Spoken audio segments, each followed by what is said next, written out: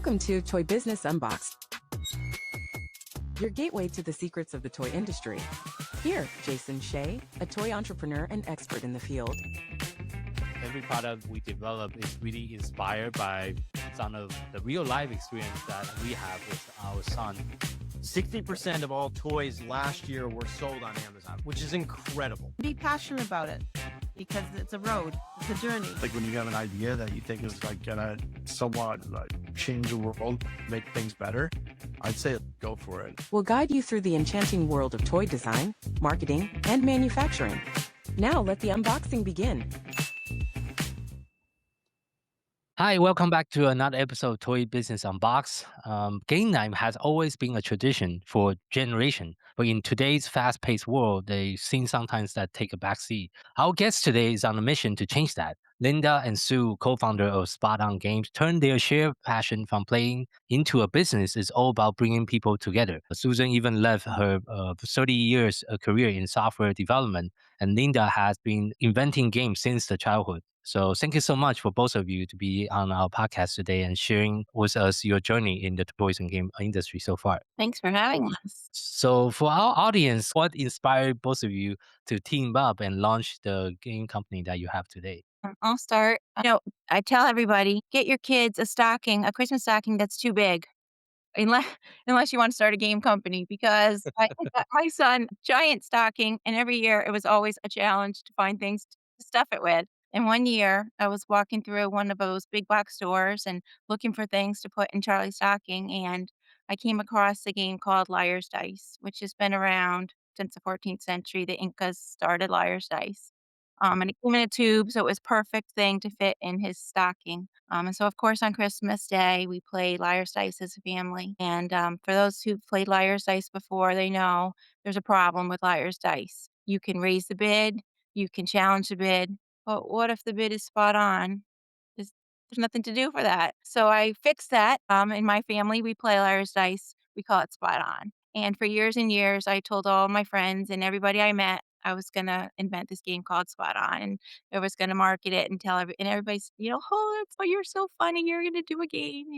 They kind of made fun of me. But I said, "No, okay, yes, I'm gonna do it someday." And when I told Sue about it, she didn't make fun of me. And, it's probably 10 years later, 10 years of talking about it. And when I told Sue about it, she didn't make fun of me. She said, "That sounds great. Let's do it. Let's do this business that you're talking about," which made me feel great, of course. And when we got together, she helped, and we got together and made it even better than that. We added more things to it, and we came up with that Spot On, and that's how it started. Our families knew each other, right? So you can tell about that, but our families knew each other. Our girls are good friends. Yeah, I mean, I met Linda probably 16 years ago. Our daughters went to middle school together. Oh, whoa. But for me, playing games, it's been such an important part of my life from when I was growing up through raising my kids. And game nights were especially important. We had game nights all the time.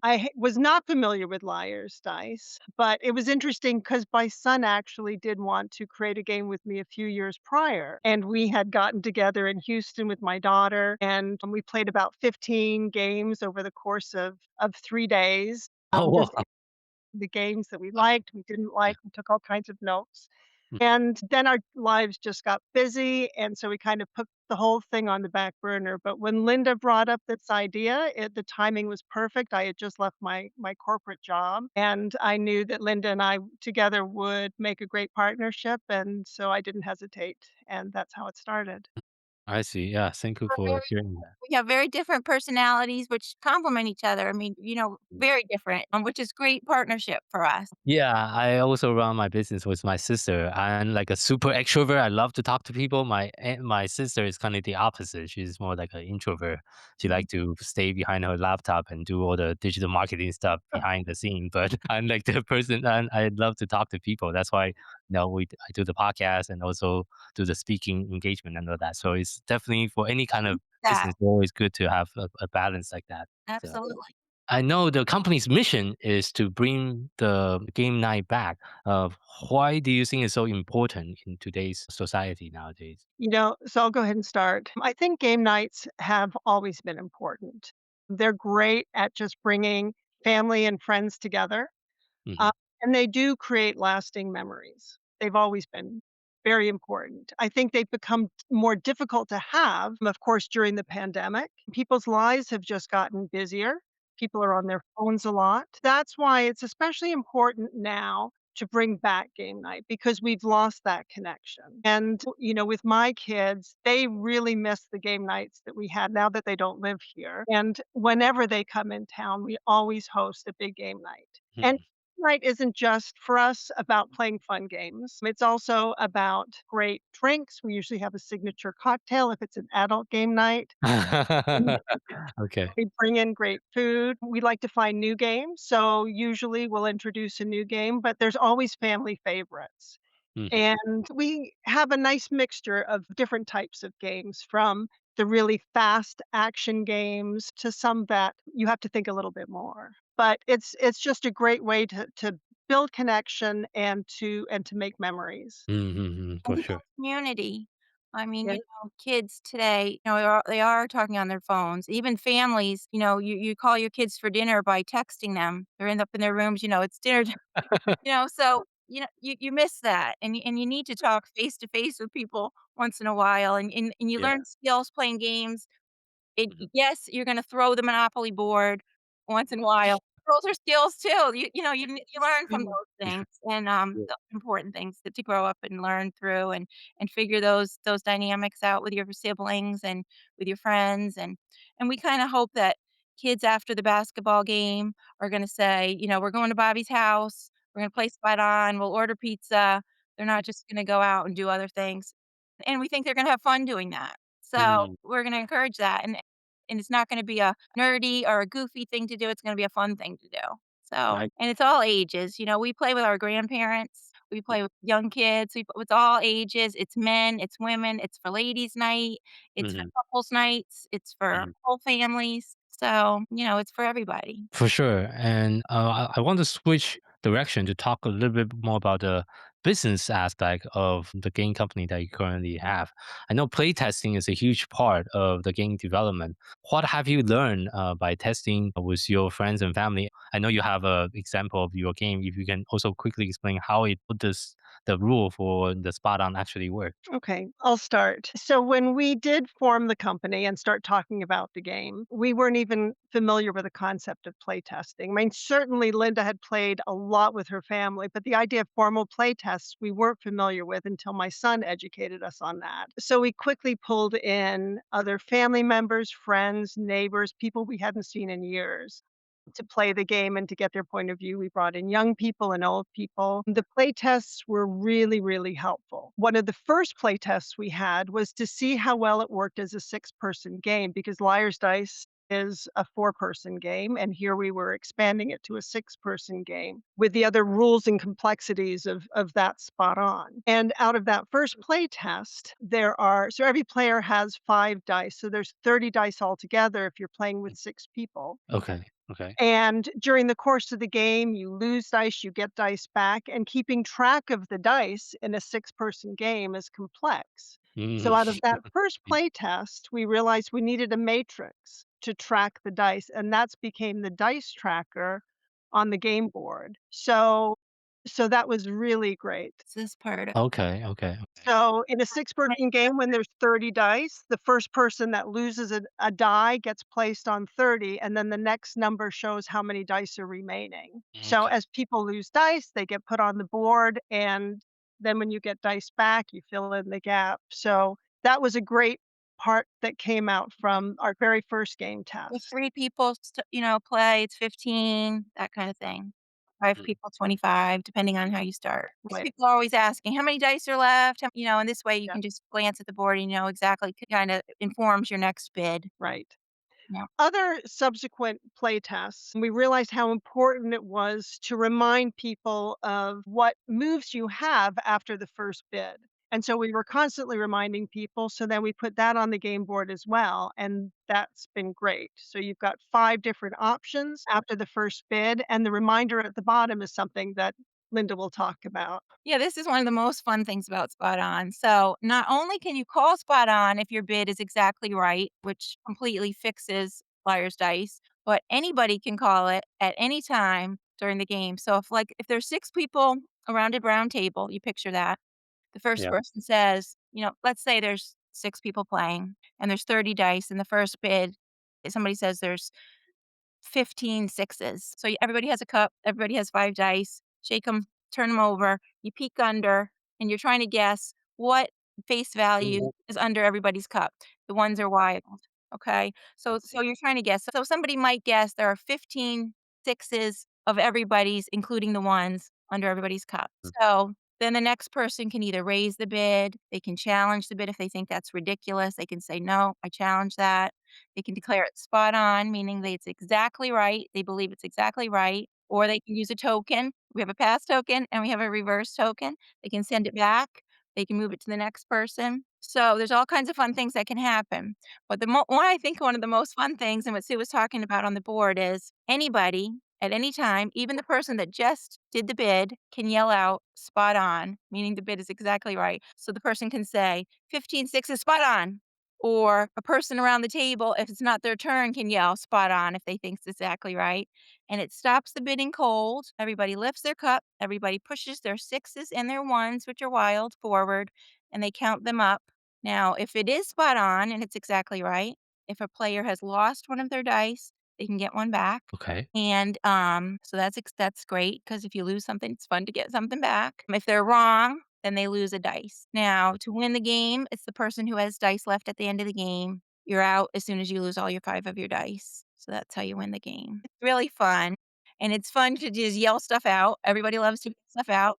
At the game fair, also, we wanted a prize. Sue can show you that because Mhm. we try to like throw up our hands when we yell spot on Yeah. and get excited about things. So it's Mhm. a very fun game. Okay. Got it. So, I mean, just one other thing on that. So, so playtesting helped kind of evolve the game as Mm. well as, help us tweak the rules to make sure things were as clear as possible. So playtesting, yes, very important for a lot of good reasons. Yeah. Yeah. And what was some of the biggest challenge that you experienced in designing and manufacturing your first game, and how do you overcome some of? So, I mean, for me, I can tell you that just the overall timeline for getting it all done was much longer than we had hoped. And we worked as hard as we could to get things moved more quickly, but it just takes time. I came from a software development background in a very fast-paced business. So we turned changes around. We did designs, we did coding so quickly, but the game design and manufacturing process takes time. Mm. And that was tough. One of the things that did help, I mean, another thing I should say is this is our first game, so there was a learning curve. Yeah. We had to find the graphic designer, the manufacturer, the warehouse. We had to figure out the online tools we needed, the sites we needed to be on. So, I mean, that also impacted, the timeline for all of this. But one thing that did help us was reaching out to other people in the game industry for their advice and recommendations. And even though the whole process took long, it probably would have taken much longer had we not received the great input from the mentors that we ended up finding. That's definitely a great share. Yeah, learning from other people's experiences, and that's actually one of the mission of this podcast is to share people's experiences, so we Mhm. all learn from each other The as wealth well. Yeah. of people to help, it was really, I guess, surprising. It shouldn't have been surprising, but it was, and nice, really nice that everything was so great about that. I see. And is there any other like surprising or unexpected lesson that you have learned along the way? I mean, little things that you don't think of. They say you have to have 6 colors of cups, right? And then they say, "Go get this." And that's like What? 100 different What? colors that you can choose from. Right? Yeah. And I have a blue cup. What? A blue cup? I mean, What kind of so, blue? Yeah. things you just don't think of that you don't know. What you don't know is a lot, right? Yeah. So that I guess was kinda surprising. I mean, the surprising thing to me is that Linda sees red as pink. Red. We had a lot of discussions on colors. I see.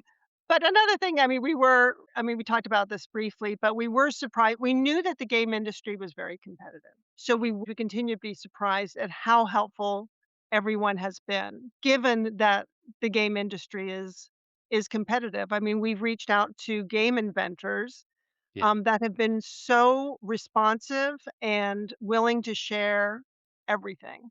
with Mhm. us, and so that's been surprising, it's been really nice. Yeah, yeah, yeah. I think overall industry is everyone fairly friendly unless you are their direct competitor, I guess, because there's so many different variety of games. So we are not really in direct like competition of each other But even people who are really, really successful, it's, really nice that they've taken time out to help out. for sure.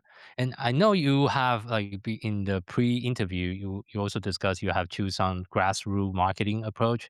And can you also share like some of the strategy you have been trying to really get your names into people's hand and really raise that like awareness about the product? Sure. I think the reason that we really chosen to do more of a grassroots approach is because of how we feel about the game itself and how we feel about our mission to get game nights going again.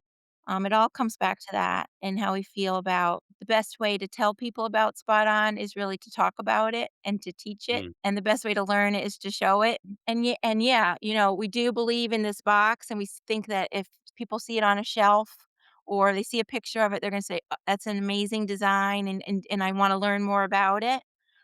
For sure, we think that's true, and we believe so strongly in it, and that sounds kinda braggy, but we've never met anybody that didn't love it when they played it. So, mhm, we really feel like the grassroots approach, the organic approach to teach it to one person, they'll teach it to another person, and to spread it that way is gonna work best for us, and that the longevity of it is gonna be there. We've made a really great product. We've worked really hard on the cups that we chose. We made a really solid box. We made great dice. We picked all these things out that we know are going to last forever. So I know that if I talk to people and sell this game, it's going to be worth something to them and their families. And I feel like if I talk to people about it and teach it to them, mhm. that's going to be my best approach. I feel Yeah. so attached to it, and because we believe it's a community kind of a thing, all stems from that mission, I guess. And also, when we go to local stores here, we know the owner. We brought our Mhm. kids there when they were little. They sit on the floor and they play with the toys there, and we're gonna bring our grandchildren to those same stores. So we wanna start there and kinda work our way out from there, and that's kind of where our approach comes from. Yeah, and that actually lead to my follow-up question. I know you are trying to focus more on the specialty toy store instead of like big box retailer. What are some of the reason that led to that decision? Just the feeling of local and in supporting those people that we know and grew up with and the community aspect of it. We just kind of want to start there and see how that goes and really support them. Yeah, and I think you will be also attending Astra this year, correct? Well, yeah. Yeah, so that's a specialty kind of a focus trade show, which is very different than New York Toy Fair as well. But can you also share with our audience that haven't? I think this is your first New York Toy Fair. But can you also share like what was your experience attending the first New York Toy Fair? It was huge, and, it was very exciting. It was overwhelming, to say the least. But it was also very, rewarding. We went in with a goal to, get excitement about the game, and I don't think we've mentioned, the game, we don't have it in the warehouse yet. It's gonna be there Monday or Tuesday of this coming week.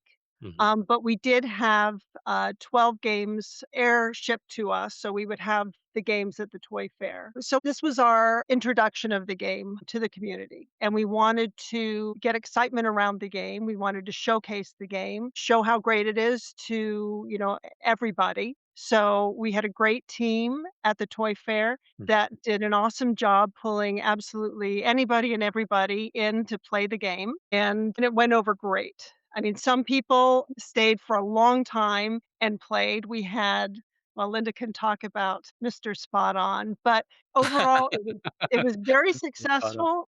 We made some sales too, so that was awesome, Okay. on some pre-orders. We met a lot of great people that have we've gone back and asked them questions since the toy fair. So we've established some great relationships from that toy fair, so that was great too. So Nice. Linda, you can add some things. I mean, all of those things are true, and I think the things we're gonna remember about it were the stories, the personal stories, and Mr. Spot On was a guy named Garrett who, I think he played I don't even remember the time, it was like 40 minutes I think we timed. Like Oh, whoa. Okay. It was a spot on record, so we called him Mr. Spot On, and, he just kept yelling "Spot On" and putting his hands up, and he drew all kinds of crowds, and we just laughed and laughed with him, I see.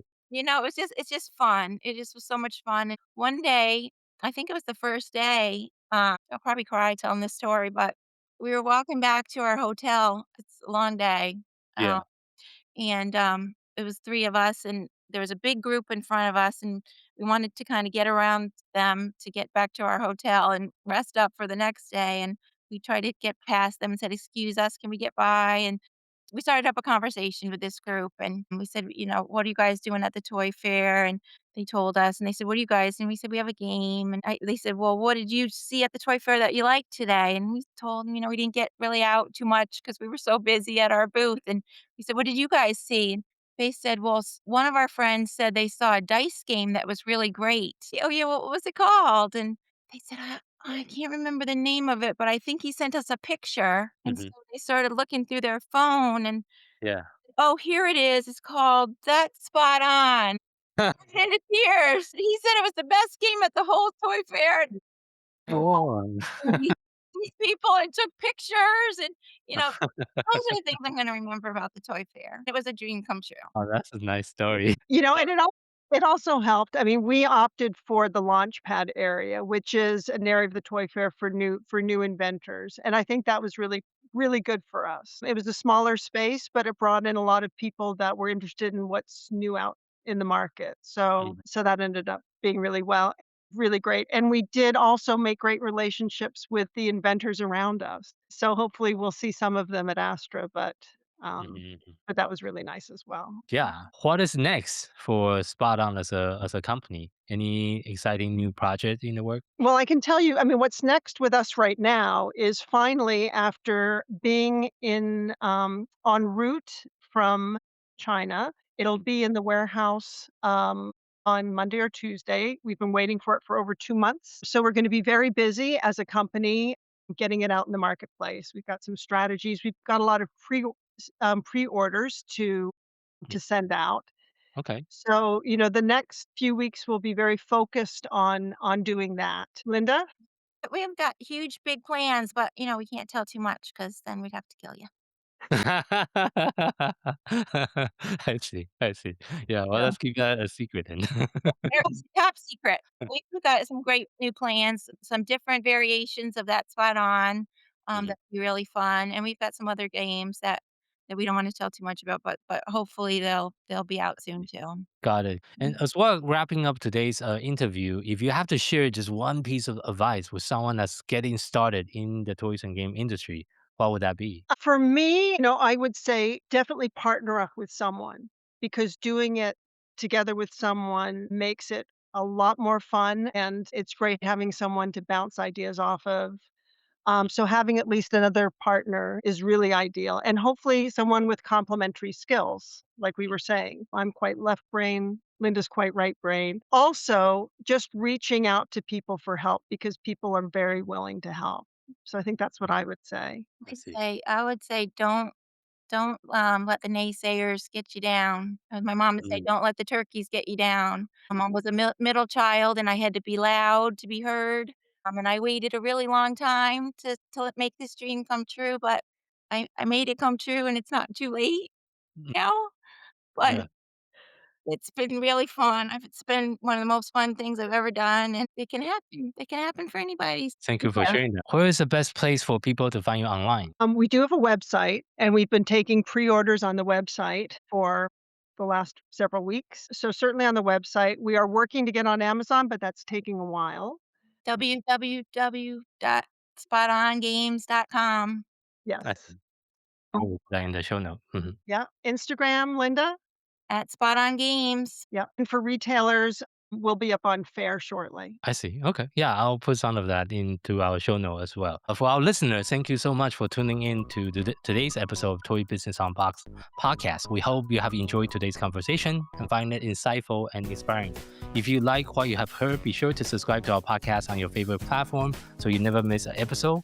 We really appreciate your support and would love it if you can leave us a review and share the podcast with your friend and colleague.